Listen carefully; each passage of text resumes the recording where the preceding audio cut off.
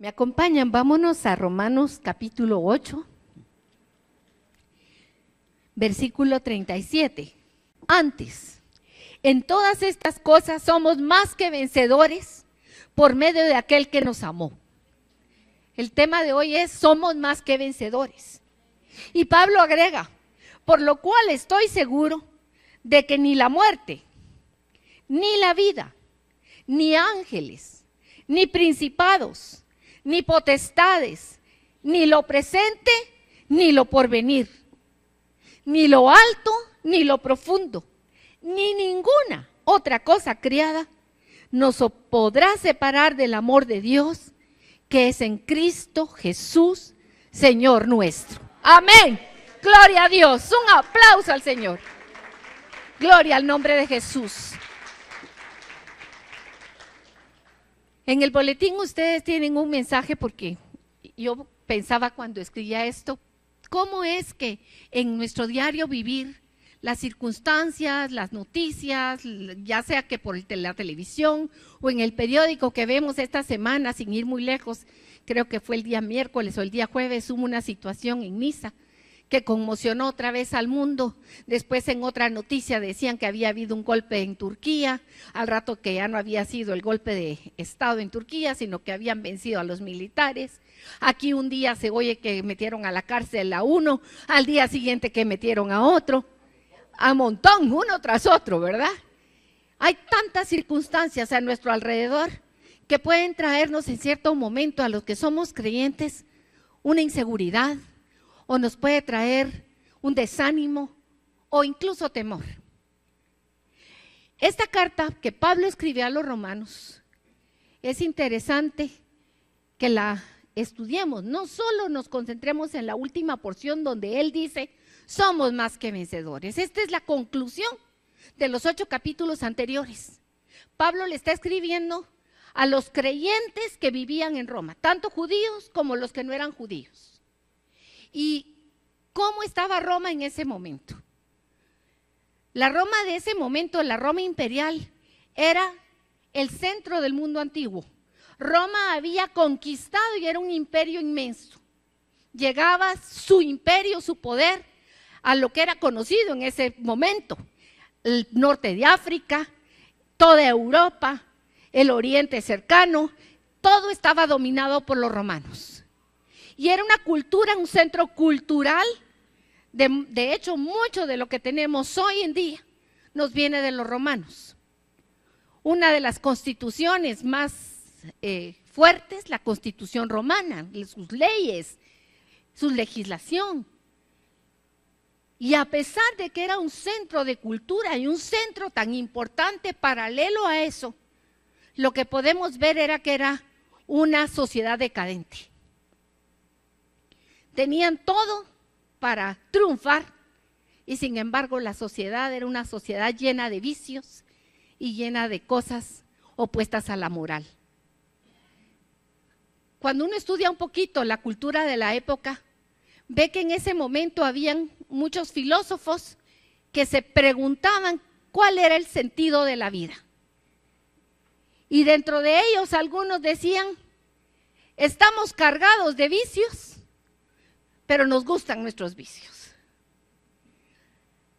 La muerte era el fin de todo para los romanos. Para ellos ya no había más. Y una cosa que leí que me llamó la atención era que los que se morían en su lápida era el último momento en que aprovechaban para quejarse de todas las situaciones de su vida y sobre todo para criticar a aquellos que le habían hecho un mal. Ya no había más que hacer, entonces era el momento de sacar todo lo que tenían adentro, y en sus lápidas dejaban escrito quién les debía dinero, quién les debía algo o alguna cosa que les habían hecho. La muerte era el fin, no había esperanza. Y al ver esa cultura, la palabra de Dios nos dice que el fin de los tiempos se va a marcar por un hecho especial. Y es que dice que el conocimiento se va a aumentar de tal forma, y sin embargo el hombre no va a buscar a Dios. Y al ver hoy nuestro mundo podemos ver cuánto avance hemos tenido. en medicina, en llegar al universo. El conocimiento del hombre es grandísimo, pero ese conocimiento no ha mejorado a la raza humana, sino que cada día vemos una raza humana más degenerada y más perdida. Terrible, terrible. Dentro de esta carta que escribió Pablo a los romanos es importante ubicarnos. Fue escrita en el año más o menos 57 o 58 después de Cristo. Y la gente que vivía en Roma, que eran cristianos, realmente eran gente que estaba opuesta al sistema. Con lo que ya les dije, un cristiano ahí verdaderamente estaba como de más, porque la cultura romana daba culto a multitud de dioses. Y el cristianismo, pues era solo a un Dios.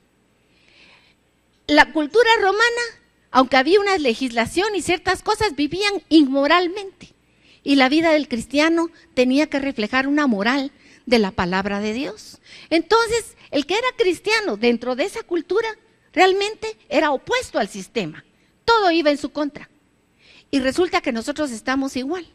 Nuestra vida tiene que ser una cohesión que se marque como una diferencia en este mundo oscuro. ¿Sí o no? Amén. Vinieron calladitos. Pablo, en esta carta, hace una gran exposición de la fe. Él no conocía a esos creyentes a los que iba a enviarles esta carta. Los conocía solamente de oídas. Le había llegado buenas noticias de que era gente creyente y que tenían una fe que estaba firme.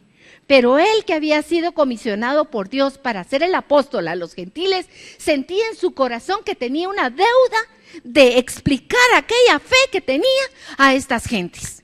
Y empieza el evangelio, la carta a los romanos, hablando de la buena noticia. Vámonos a ir entonces ahorita al capítulo 1 de la carta a los romanos. Capítulo 1, que es donde Pablo se presenta ante estos creyentes de Roma. Y empieza diciendo, ¿quién es él?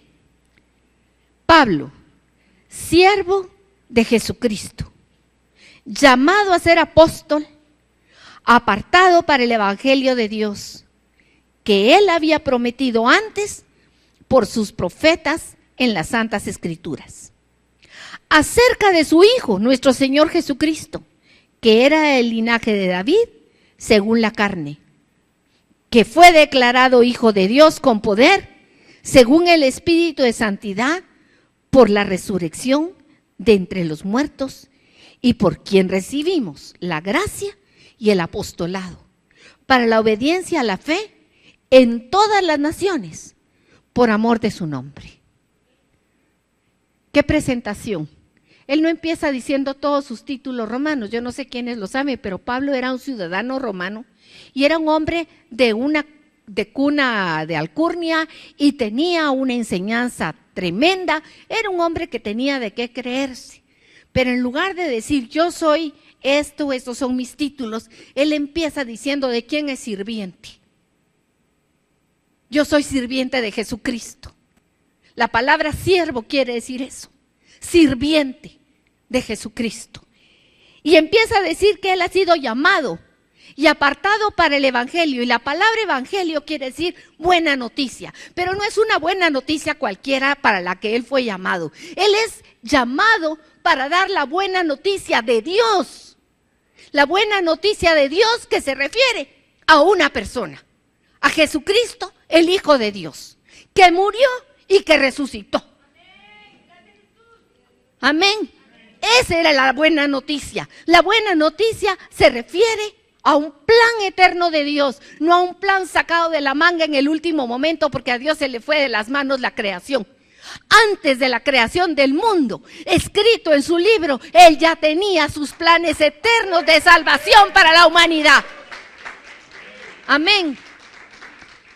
Y este es el evangelio glorioso que Pablo les va a exponer a los romanos. Yo me estaba pensando, ¿por qué será que sentía tanta necesidad Pablo de compartir con los romanos estas verdades de la fe?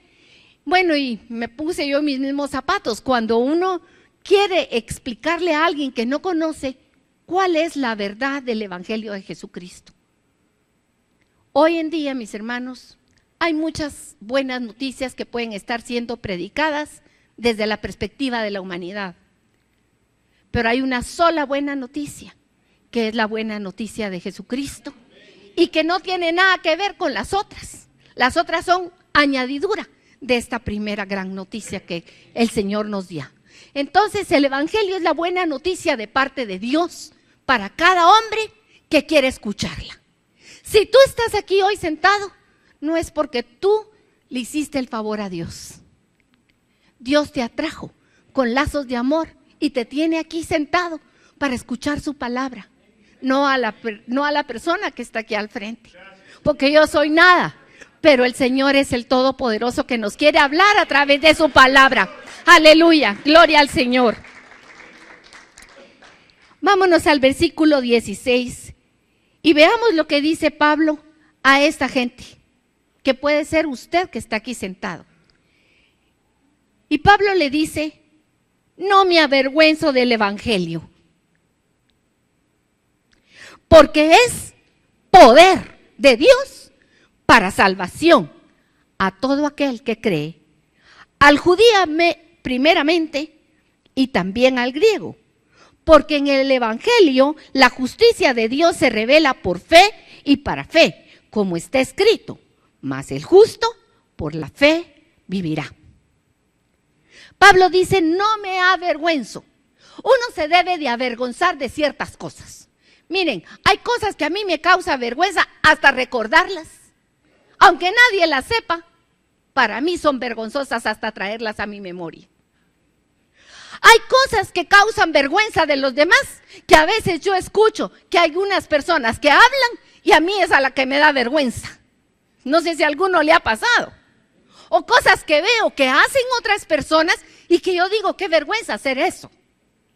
Hay cosas que causan vergüenza. Pero el Evangelio de Jesucristo es algo tan maravilloso y tan grande que no nos debe avergonzar. Y Pablo empieza diciéndoles eso a estos creyentes, porque a veces el creyente menosprecia el mensaje poderoso de la palabra de Dios, porque no ha tenido el peso que debe de tener en su vida, porque lo ve como poca cosa. En este caso, cuando vemos a quienes estaba dirigida la carta, en esta Roma imperial, había gente que venía del judaísmo y había gente que venía de los griegos. Y estas dos culturas tenían diferencias notables.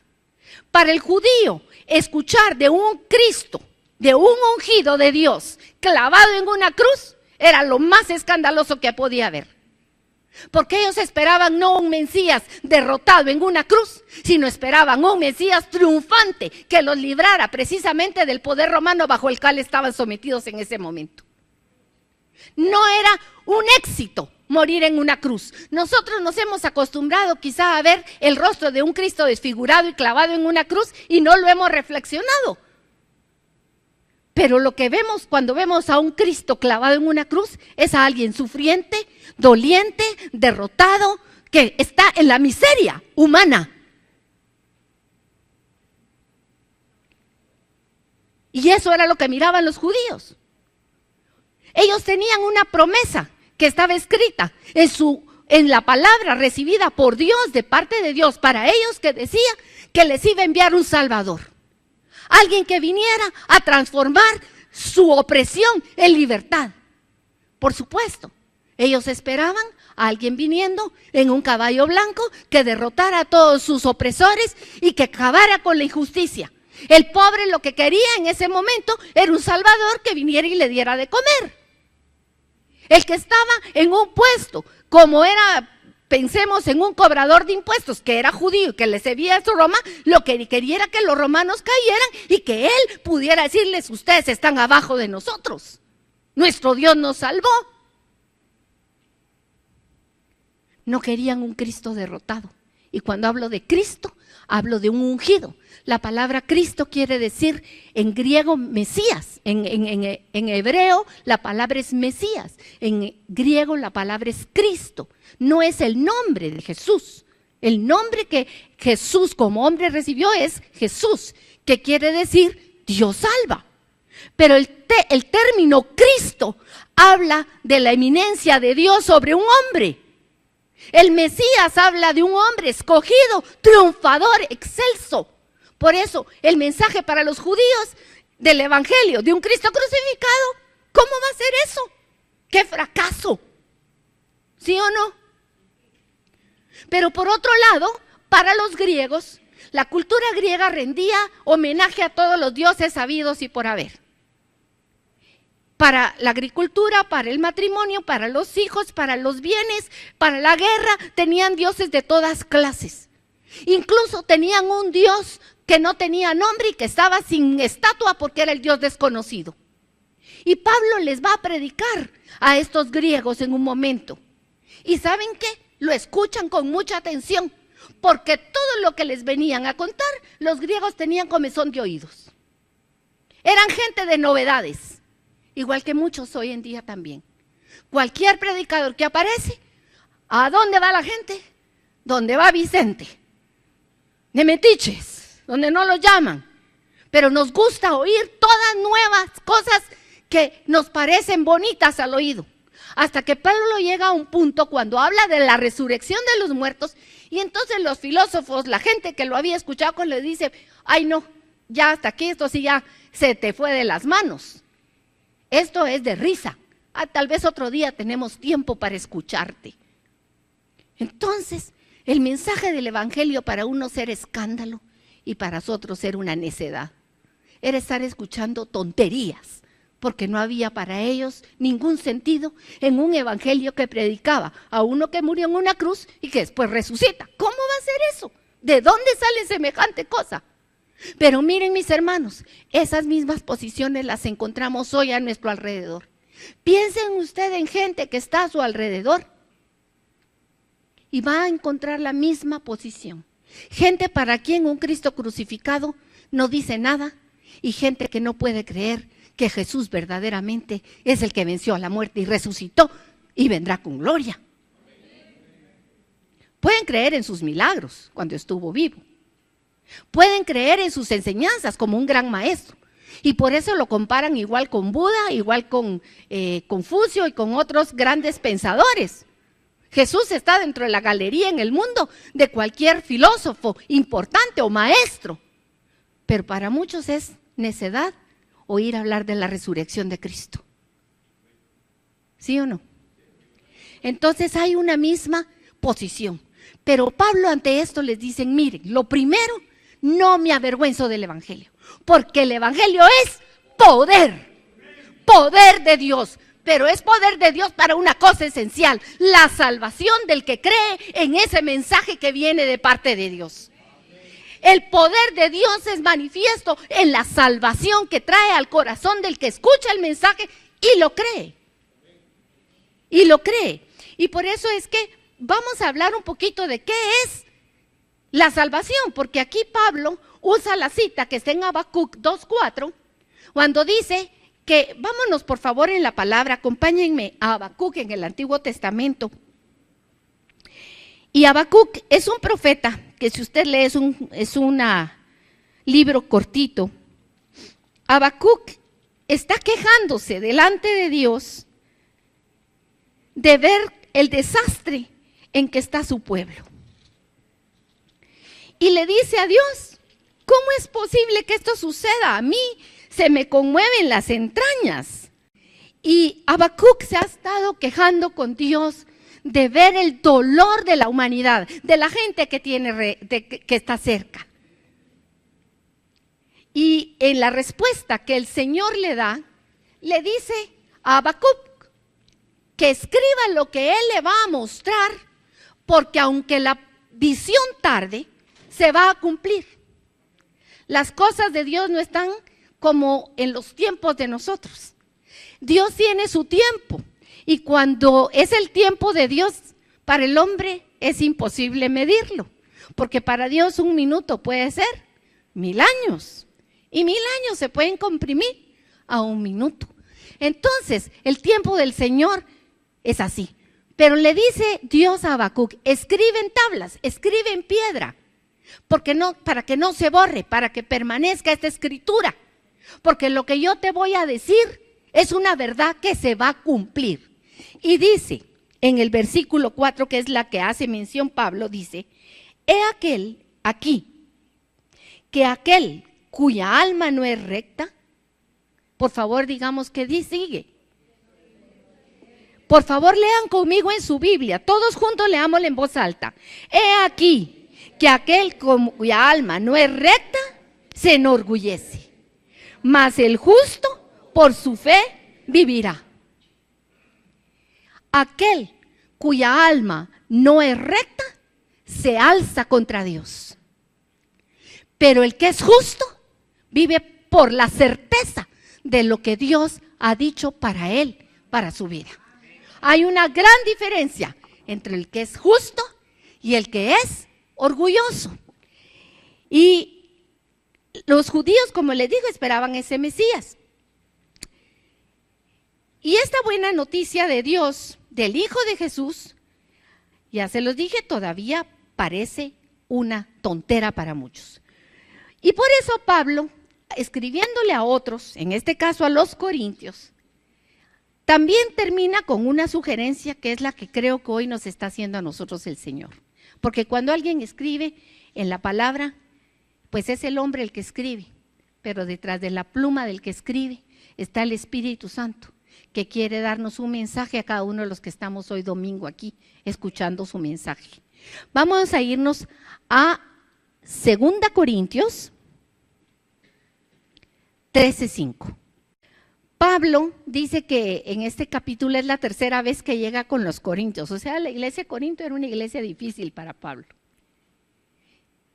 Pero les termina esta carta diciéndoles: examinaos a vosotros mismos si estáis en la fe, probaos a vosotros mismos, o no os conocéis a vosotros mismos, que Jesucristo está en vosotros, a menos que estéis reprobados. En otra versión dice: a menos que no paséis la prueba. Todos los jóvenes que van al colegio todavía saben lo que es llegar al examen y no estar preparados, ¿verdad?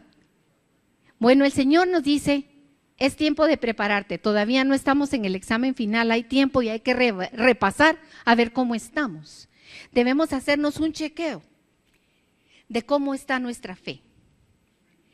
Hebreos 11:1 dice que la fe es una certeza de lo que se espera y es una convicción de algo que no se ve.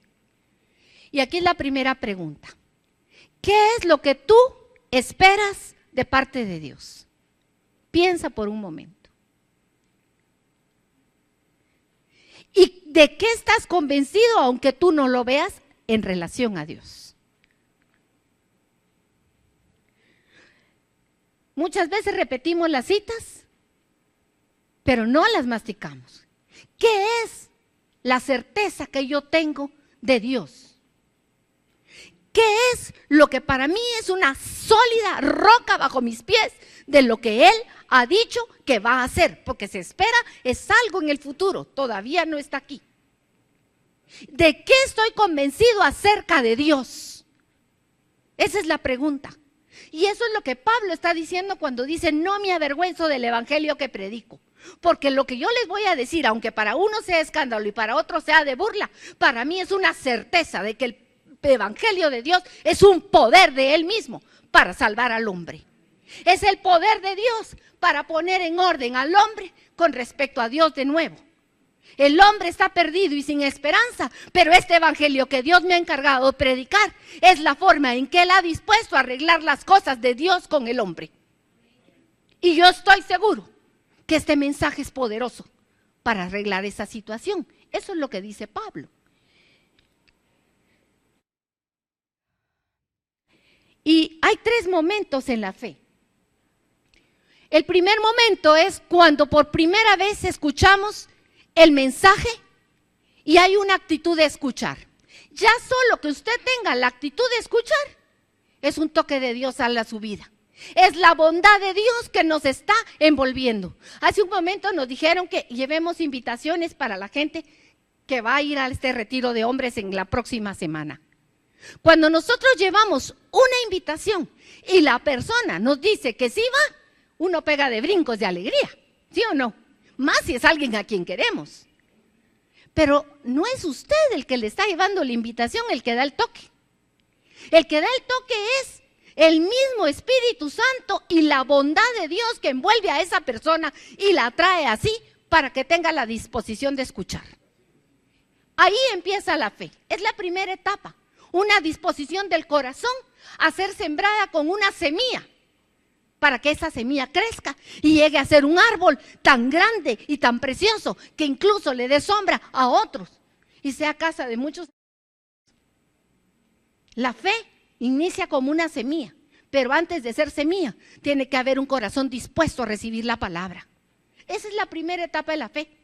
Y te pregunto, y te respondo de una vez, si tú estás aquí sentado escuchando es porque Dios ya preparó tu corazón. Es porque Él ya pasó las ruedas, quebrando las piedras, los bodoques de tierra duros. Tú ya no eres un camino duro donde va a rebotar la semilla. Tú has sido terreno preparado por Dios para recibir la palabra de la fe. Amén. Pero hay un segundo paso. Cuando tú estás aquí sentado escuchando el mensaje del Evangelio, tú tienes la posibilidad de pensarlo y meditarlo en aquellas cosas que se te dicen. Pueden ser verdaderas o pueden ser falsas. De hecho, Pablo aconseja que cuando oigamos a alguien que predica el Evangelio, nos remitamos después a las Escrituras para comprobar que lo que estamos escuchando es la verdad. Porque hay cosas a las que nosotros podemos decir, ay sí, eso es verdad. Y cuando vamos a las Escrituras, ay, pero nada que ver con las Escrituras. Porque nuestra razón, nuestra manera de pensar puede estar invadida de mentiras que son opuestas a la palabra de Dios. Pero el mensaje verdadero de la palabra de Dios es luz y es agua que viene a cambiar las mentiras por verdades que edifican la vida. Esa es la segunda porción de la fe. Por eso dice la palabra, que la fe viene por el oír. El primer mensaje viene y usted oye y usted cree en Jesucristo.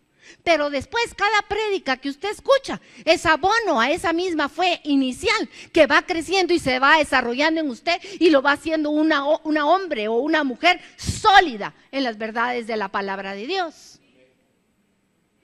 Pero esa palabra tiene una tercera momento de la fe, que es donde se evidencia si usted está en la verdadera fe o si solo es oidor olvidadizo. Y es cuando aquella palabra que hemos escuchado se traduce en la forma en cómo yo vivo la vida día a día. El Evangelio de Dios es poder de Dios para salvación del hombre, para arreglar las cosas con Dios. Pero es poder de Dios para transformar mi manera de pensar y hacer una manera de pensar a como piensa de Dios. Y es poderosa para cambiar mis actitudes y mi manera de vivir y ser una persona que llega a la estatura del varón perfecto Jesucristo. He hecho un vistazo para atrás en su vida porque les dije que empezábamos con la recomendación de Pablo. Hágase un examen a usted mismo. No mire a su vecino o a su vecina, porque nos vamos a perder de la bendición de que el Señor escudriñe nuestro propio corazón. Yo puedo echar la mirada para atrás y ver que no soy la misma de hace 30 años. El Señor ha cambiado mi vida en muchas áreas de mi vida y sé que faltan todavía, por eso todavía estoy aquí, porque Él sigue transformando y cambiando mi corazón y mostrándome con su luz muchas cosas que aún tengo que rendir delante de Él completamente confiada en Él. La fe es la última, ese paso es esa certeza de que Dios es quien Él dice ser y que cumple todo lo que Él dice. La fe verdadera es aquella entrega de confianza que me juego la vida en que estoy segura que Dios es la clase de Dios que Jesús dijo que era. Jesús vino y le cambió el nombre a Dios. Es una forma de expresar nada más. Él cuando dijo que oráramos, dijo que le pusiéramos primero Padre. Padre. Y cuando le preguntaron qué obras tenemos que hacer, él no contestó la lista de los 10 mandamientos, sino que él contestó: creer en el que él ha enviado, creer en él y en el que él ha enviado, creer en su amor. Jesús nos vino a presentar a un Dios desconocido hasta ese momento para el hombre. Jesús vino a presentarnos al Padre de la misericordia, al Padre que tenía escrito su plan de salvación desde la eternidad para cada uno de nosotros, para que ninguno se pierda, porque Él no quiere que ninguno se pierda, sino que cada hombre venga al arrepentimiento. El propósito primero de Dios es que el corazón del hombre se dé vuelta hacia Él y lo escuche y reciba de parte de Dios el plan de amor que Él tiene para tu vida. Amén. La segunda palabra que me hablaba el Señor en este tema, aparte de la fe, la primera fue la fe. La segunda palabra que Pablo desarrolla tremendamente en este tema es el tema de la justificación. Y yo les digo la verdad, he estado hasta temblando, porque no quiero que esta sea una clase para su mente, para conocer términos, sino que el Espíritu Santo cuestione nuestro corazón en qué valor tenemos la obra de Jesucristo en nuestras vidas. Y la palabra justificación es el tema que desarrolla Pablo, y es un tema que es muy diferente a lo que nosotros como guatemaltecos, hablando en el idioma español, entendemos por justicia. Para mí justicia, hoy con los que están presos, para mí, Carolina, no sé si para ustedes, para mí es que se vayan a la cárcel, que devuelvan todo lo que se robaron y que el que es culpable reciba verdaderamente la pena de culpabilidad y que devuelvan lo que se robaron. Amén. Porque eso es justicia, darle a cada uno lo que se merece, ¿o no? El que se merece que le caiga la pena, que le caiga la pena, y el que salga inocente, pues que salga libre y que sea declarado libre, porque se lo merece. Pero resulta que desde el término de justicia de Dios no tiene nada que ver con nuestra justicia. Porque resulta que cuando Dios, amén, gloria a su nombre, exaltado sea el nombre del Señor. Porque para Dios su justificación y su justicia son diferentes que nuestra. Resulta que Él viene y toma a los pecadores y los justifica por medio de otro que es justo. Le carga el pecado al inocente. El inocente va a la cruz y muere en lugar del culpable. Y si el culpable lo cree, es llamado justo. Aunque usted no tenga ni una obra de justicia, porque dice también la palabra que todas las obras humanas son trapos de inmundicia. Por lo tanto, usted no puede tener ni una obra justa, pero Dios dice que si tú crees en lo que Jesucristo hizo en la cruz, tú eres justo. Pero para aceptar lo que Jesucristo hizo en la cruz, primero me tengo que ver a mí misma y descubrir la miseria en que estoy. El hombre que no mira su miseria es incapaz de reconocer la justicia de Dios hecha en Cristo Jesús. La justificación no es darle a cada quien su merecido desde la perspectiva de Dios, sino darte lo que tú no te mereces, que es misericordia y amor de Dios. Y es algo que nos cuesta mucho comprender, porque nuestra mente tiene pensamientos propios que se oponen a las verdades de Dios. Pero la justicia de Dios, escribí algo aquí, lo dejé subrayado con rojo y no quiero que se me escape ni una palabra, dice, la justicia que Dios te aplica no es por algo que tú hayas hecho, sino por lo que Dios ha hecho por mí. Si soy justa, es porque creo y confío plenamente en su justicia, su misericordia, su amor que Él ha establecido. La consecuencia del pecado habla la palabra de Dios, que es la muerte. El pecado se paga con la muerte. Si comes, morirás. Y la muerte trae aunada a ella no solo el momento del dejar de existir, sino que cuando la muerte entró en este mundo, venía acompañada de todos sus familiares. Pobreza, odio, envidia, enfermedad, todos los males del hombre y de la humanidad son producto del pecado del hombre. Y, por ejemplo, aquí hay médicos, hay arquitectos y hay otra clase de profesionales. Si cada profesión tiene como una estructura de cosas que hay que guardar o que hay que trabajar con respecto a ellas para que, si usted es un médico, a sus pacientes les vaya bien. Y si usted es arquitecto o ingeniero, para que los edificios no se le caigan. Y si usted es agricultor, pero se pasa por alto las leyes de la agricultura, ¿usted cree que su terreno le va a rendir algo? No. Igual, la vida del hombre está determinada por Dios, no por nuestros propios pensamientos y emociones o deseos. Entonces, cuando el hombre transgrede lo que Dios ha dicho, la consecuencia para el hombre es toda esa muerte que viene acompañada de enfermedad, de dolor, de tristeza, de pobreza, de todos los males del hombre. Y la cita que leímos en Habacuc habla de dos posiciones. Una es el hombre orgulloso y otra es el hombre justo. Y vamos a ver cuál es la posición de cada uno para seguir analizando nuestro propio corazón. Porque puede ser que en algunas áreas ya hemos aceptado la justicia de Dios, porque ya vimos que el justo no es por sus obras, es porque ha recibido lo que Dios ha hecho por él. ¿Aquí hay algún justo? Amén. Habemos muchos, gracias al Señor. Pero puede ser que en algunas áreas de nuestro corazón perverso y engañoso todavía hayan algunas cosas en que actúa como un corazón orgulloso. Entonces vamos a ver algunas cositas que hacen la diferencia entre uno y otro. Por ejemplo, el hombre orgulloso, ¿saben a quién mira? A sí mismo. El hombre orgulloso se mira a sí mismo y se califica.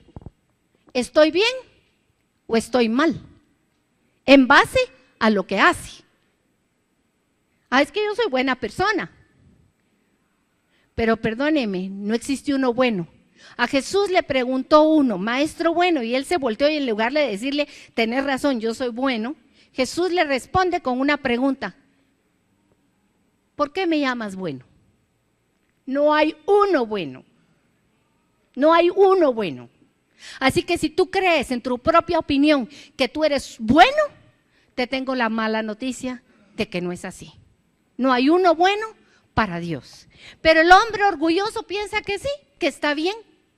En cambio, el justo es como aquel hombre que llegó a la sinagoga y no le dio ganas de pasar ni al frente, sino que se quedó en la última fila y decía, perdóname Señor, soy un pecador, no merezco nada de ti.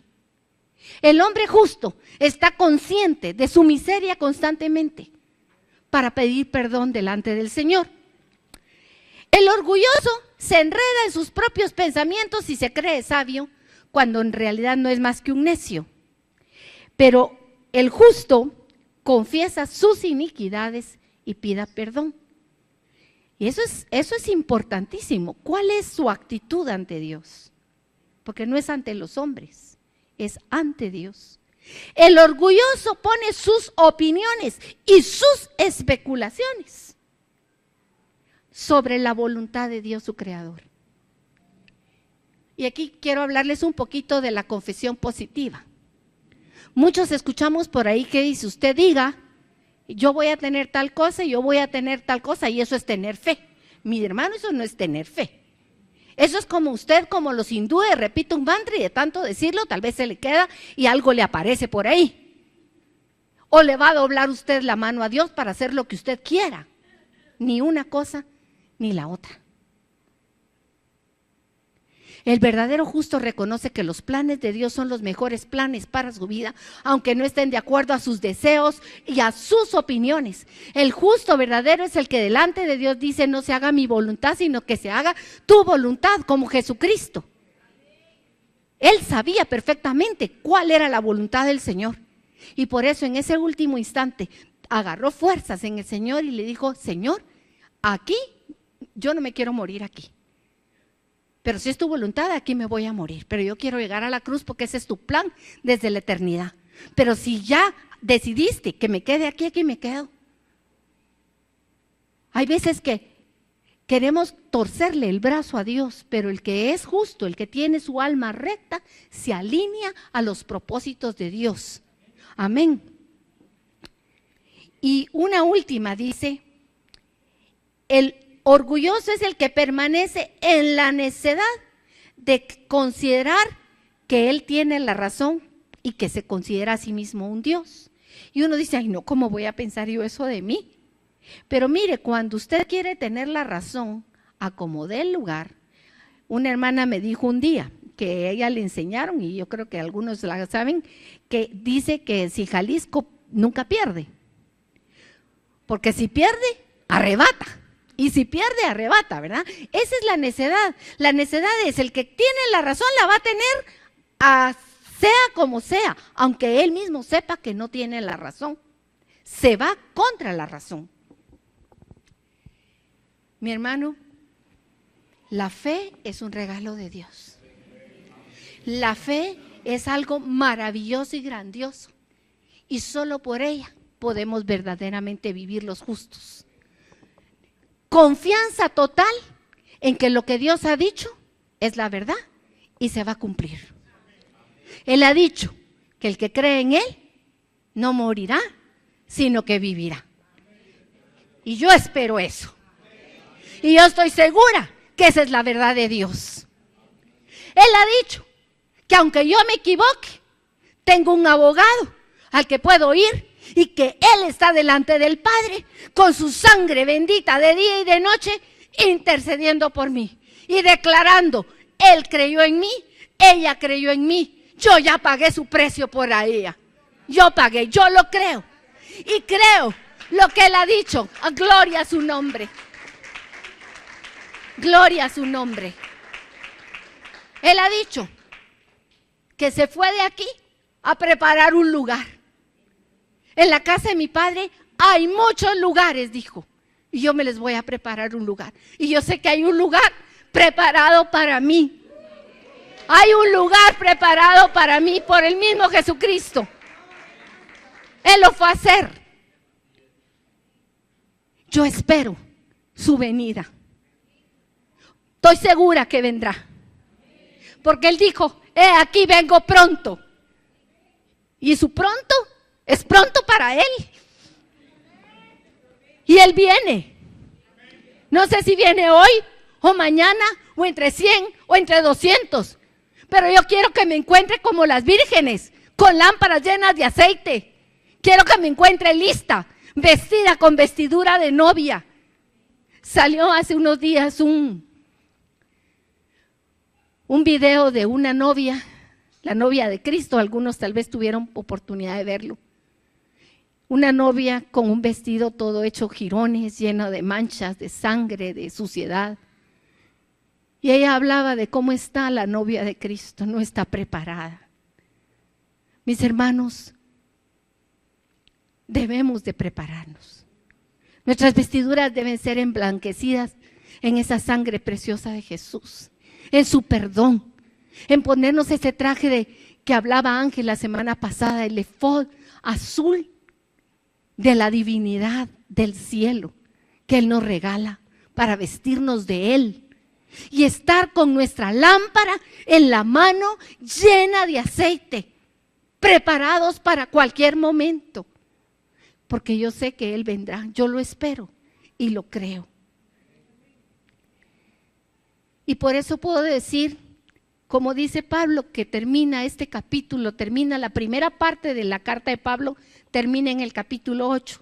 La carta de Pablo a los romanos se divide en 3 partes, pero la primera parte, que es donde él reflexiona sobre la verdadera fe, termina en el capítulo 8 diciéndoles a aquellos que se han detenido a escucharlo: mis hermanos, no hay condenación para los que están en Cristo Jesús.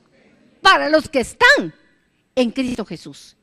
Para los que tienen su espíritu y se dejan guiar por su espíritu. Porque una vida que ha sido comprada por Él, una vida del que verdaderamente cree, no puede estar igual que cuando fue adquirida. Ha sufrido transformación, ha sido cambiada y está siendo embellecida y santificada por la gracia del Señor. No estamos igual, mis hermanos. Pero si tu vida no ha tenido ese cambio, mi hermano, todavía hoy es tiempo para que te arrepientas y para que valores la sangre de Cristo pagada en la cruz por ti. Hoy es tiempo de arrepentimiento para algunos y para algunos de agradecimiento y de seguir entregando día a día aquellas cosas que todavía necesitamos confiar plenamente en el Señor. Amén. Y Pablo termina con una figura, en el capítulo 8 también, habla de la adopción. Y esto para mí fue algo precioso, mis hermanos. No es lo mismo a como uno puede percibir hoy en día la adopción. Pablo les está hablando de la adopción a los romanos, que tenían establecido una ley de adopción que van las nuestras. En la legislación romana, la primera cosa, y lo voy a leer también porque no quiero que se me escapen los puntos, es que dice que la adopción era un proceso muy delicado y complicado, porque la patria potestas romana tenía ciertos puntos muy específicos. La patria potestas es la autoridad del padre sobre toda la familia. Y el padre tenía poder para disponer absolutamente de su familia. La esposa y los hijos, su opinión no contaba. Era la opinión del padre el que disponía de toda la familia. Incluso en los primeros tiempos disponía hasta sobre la vida y la muerte de los miembros de su familia. En relación con su padre, un hijo nunca era mayor de edad. Siempre estaba bajo la patria potestas y era propiedad absoluta de su papá, que podía disponer de él como quisiera. Yo cuando leí esto me quedé, qué tremendo, porque si le caía en suerte un buen papá, qué bendición. Pero si no, usted estaba en peligro de muerte. Y miren lo que dice aquí. Esto hacía que la adopción por otra familia fuera un paso difícil y muy serio. Una persona pasaba de estar bajo una patria potestas a estar bajo otra. La persona adoptada perdía todos los derechos que le hubieran correspondido en su vieja familia y adquiría todos los derechos de un hijo legítimo de la nueva familia. En el sentido legal más estricto, adquiría un nuevo padre. Automáticamente quedaba constituido heredero de las propiedades de su nuevo padre. Aunque le nacieran a este otros hijos, eso no afectaba en nada sus derechos. Sería inalienablemente coheredero juntamente con ellos. Para la ley romana, la vida anterior de la persona adoptada se borraba completamente.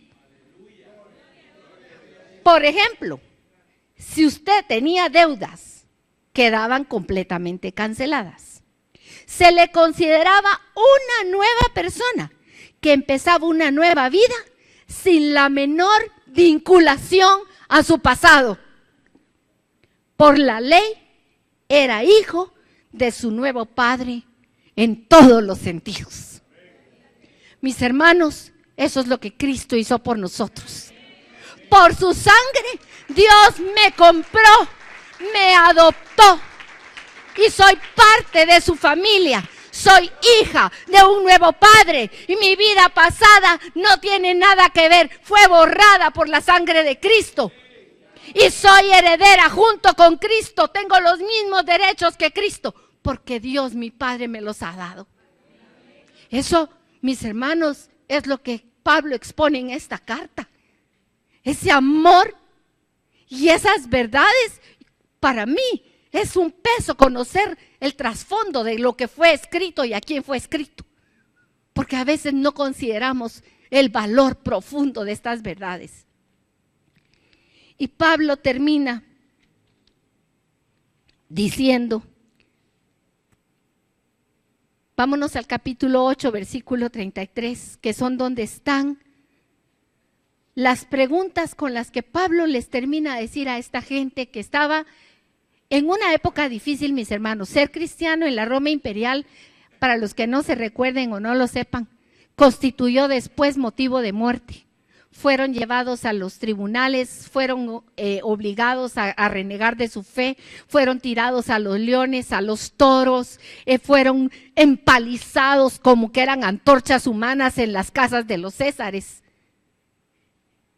Y Pablo le escribe a esta gente que estaba viendo esa cultura y ese lugar, y nosotros estamos en una posición tal vez no de ser llevados a un anfiteatro o a un teatro romano para ser expuestos a leones o a osos o qué sé yo, pero nuestra vida todos los días está expuesta, mis hermanos, todos los días.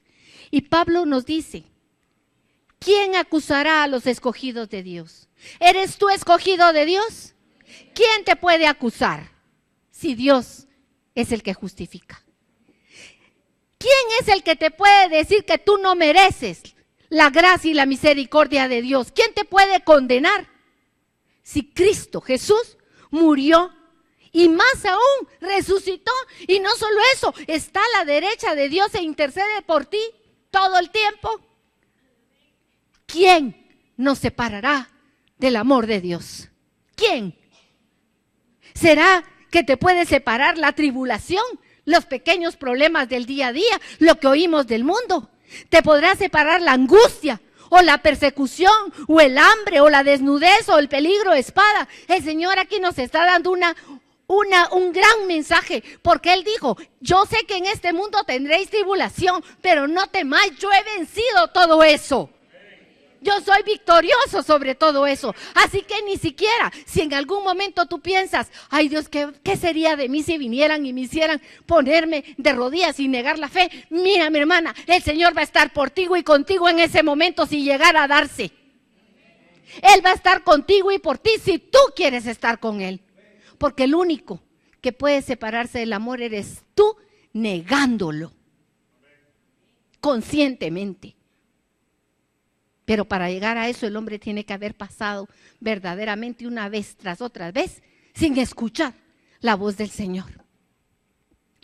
Y Él dice en el versículo 37, pero en todas estas cosas somos más que, pero no somos vencedores por nosotros mismos, sino por medio de aquel que nos amó. Amén. Gloria al Señor. Vamos a darle gracias al Señor. Vamos a orar este momento. Hoy es un tiempo, es un día de gratitud por la obra maravillosa que Cristo ha hecho por nuestra vida. Aquel evangelio de poder de Dios. Amén. No te quedes.